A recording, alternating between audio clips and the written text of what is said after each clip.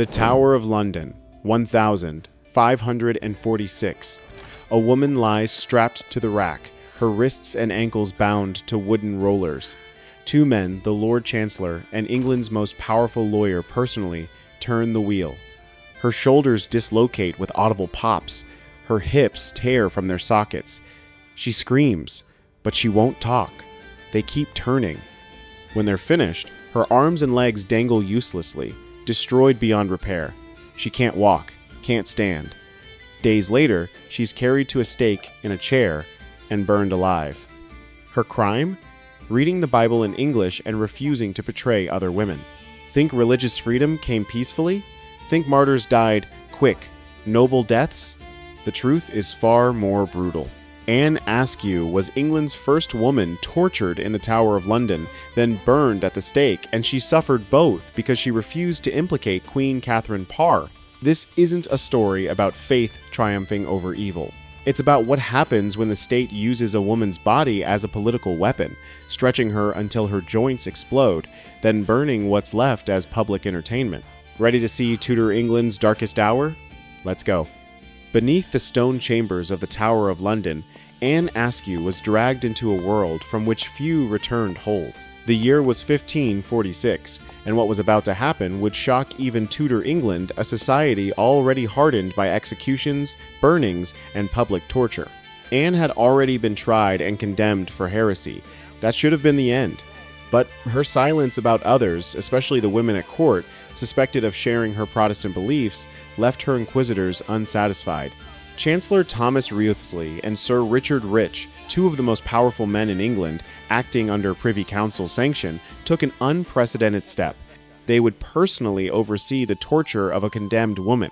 This wasn't just legally dubious, it was extraordinary, even by Tudor standards.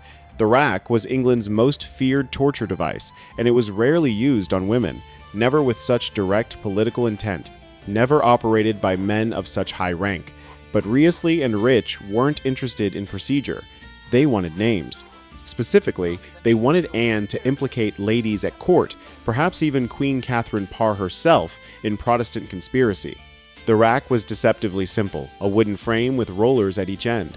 The victim's wrists were bound to one roller, ankles to the other. As the interrogator turned the wheel, the rollers moved in opposite directions, slowly pulling the body apart. The pain was immediate and escalating. First came the stretching of muscles and ligaments beyond their natural limits.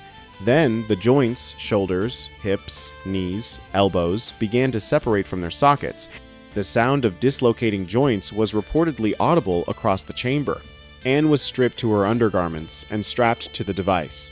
According to her own account, recorded by Protestant chronicler John Bale, she was stretched so violently that her shoulders and hips were torn from their sockets. "They did put me on the rack," she wrote, "because I confessed no ladies or gentlewomen to be of my opinion."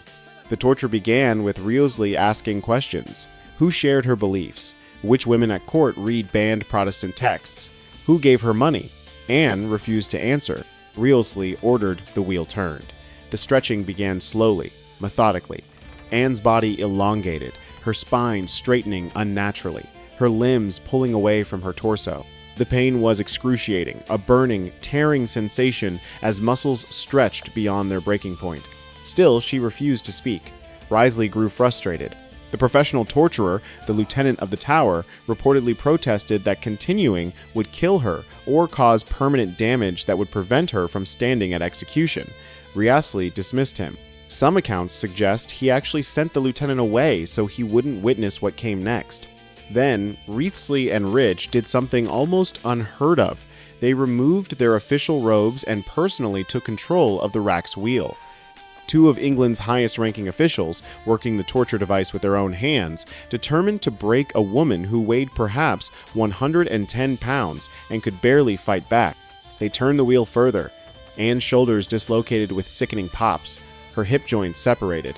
Her elbows and knees were wrenched beyond their natural range. She described it later. The wheel was turned until the strength in my arms and legs was completely destroyed. The ligaments that held her joints together were torn. The damage was catastrophic and permanent. Still, she gave them nothing. No names, no confessions, no implication of court ladies. Her resolve didn't just frustrate her torturers, it enraged them. This wasn't supposed to happen. The rack broke everyone. Everyone talked eventually. The pain was designed to be unbearable, to override any loyalty, any conviction, any faith. But Anne Askew was different. "I had rather to die," she wrote later, "than to break my faith." In the depths of the tower, in unimaginable agony, with her body literally being torn apart, she made a choice. Her beliefs mattered more than her body. Her loyalty to other Protestant women mattered more than relief from torture. She would not betray them, no matter what was done to her. The torture session lasted hours. When it was finally over, Anne couldn't stand. Her arms hung uselessly at her sides, the shoulders so damaged she couldn't lift them. Her legs wouldn't support her weight, the hip joints destroyed. According to eyewitness accounts, she had to be carried back to her cell, her body so broken that guards literally had to lift and transport her like a piece of furniture. The legal questions surrounding her torture were murky.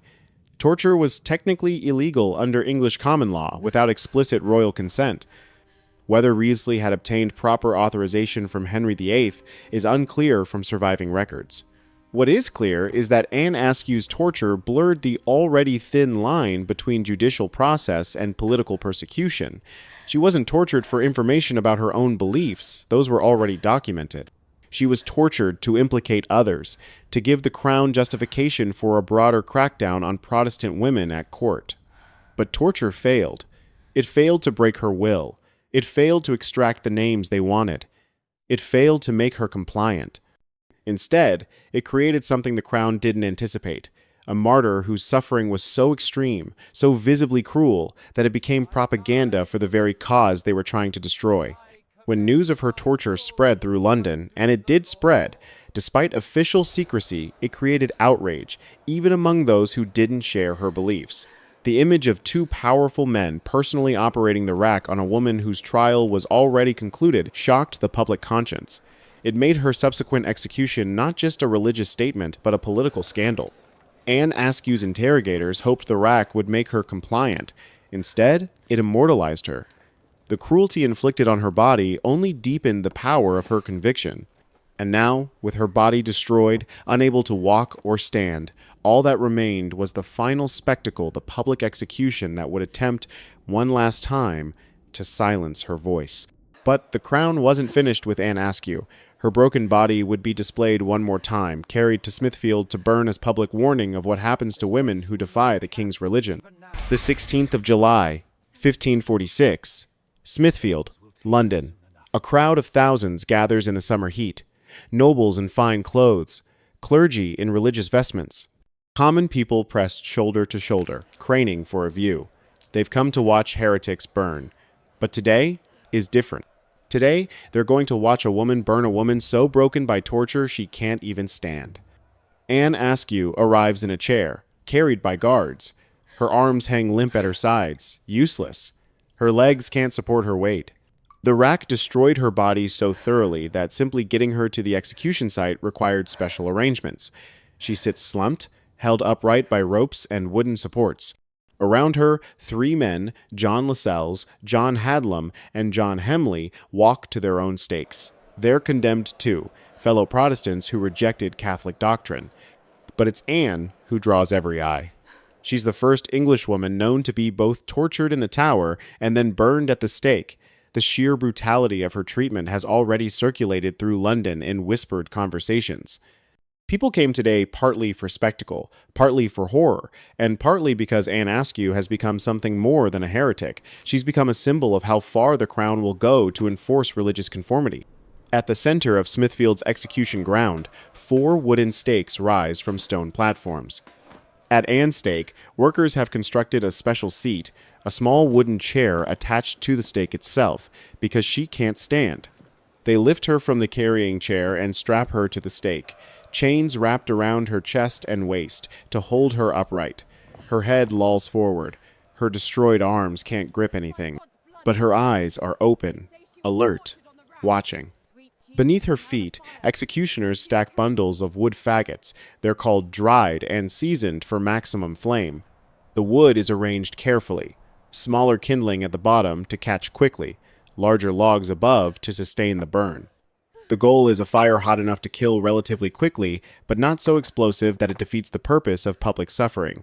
This is theater. This is warning. This is the price of heresy.